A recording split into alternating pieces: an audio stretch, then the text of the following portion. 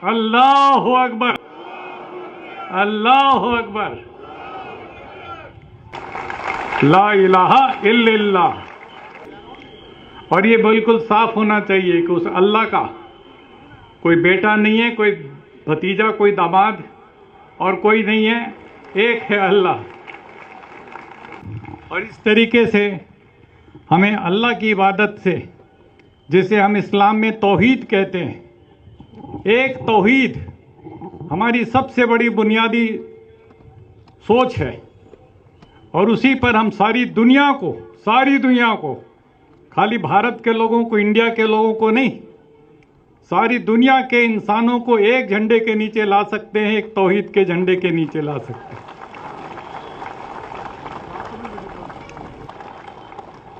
और जब हम अपने पैगंबर को याद करते हैं, इस्लाम में पैगंबर इस्लाम को, हजरत मोहम्मद साहब सल्लल्लाहु अलैहि वसल्लम, तो हम साफ शब्दों में कहते हैं रहमतुल लिल आलमीन, रहमतुल लिल मुसलमीन नहीं। इसलिए सारी दुनिया और उसके लिए करुणा, उसके लिए दया, उस पैगाम को लेकर के जो लोग सारी दुनिया में, इसलिए इस्लाम खाली मुसलमानों का नहीं है, पूरी इंसानियत का मजहब है। और इस नाते से मुझे आपने अपने बीच में बुलाया, इतनी बड़ी इज्जत दी, मैं बहुत मशकूर हूं आपका और आपके इंतजामात से बड़ा मुतासिर हूं। मुझे बहुत खुशी हो रही है। 1984 में जब इंदिरा गांधी जी की हत्या के बाद सिखों को कत्लो गारत हुई, तो सबसे पहले सिखों को बचाने के लिए मैं कूदा था। और उस समय सिर पर इस रंग की पट्टी बांधे एक गोडसे भगत कह लो या हिंदुत्व वाला, वो मेरे ऊपर छुरा लेकर के दौड़ा लाजपत नगर दिल्ली में और कहता तू गद्दार है, कौम का गद्दार है।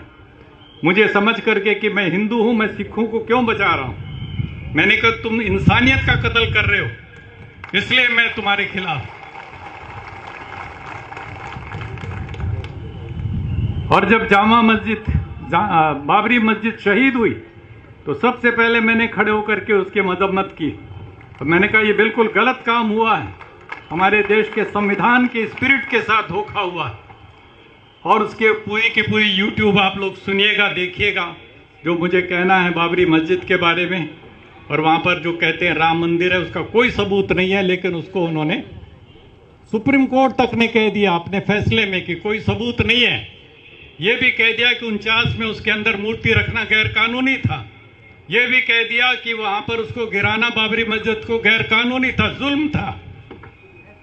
ये सब कहने के बावजूद उन्होंने वो उन्हीं को सौंप दिया।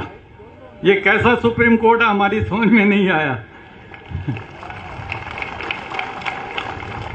लेकिन अब हमें उम्मीद है आने वाले दिनों में जब इसके ऊपर बहस होगी, इन कानूनों के ऊपर, तो कम से कम कुछ इंसाफ की हम उम्मीद जगाए बैठे हैं, देखते हैं कितना मिलेगा। लेकिन सुप्रीम कोर्ट ही सुप्रीम नहीं होता। वैसे हमारी नजर में अल्लाह सबसे सुप्रीम है,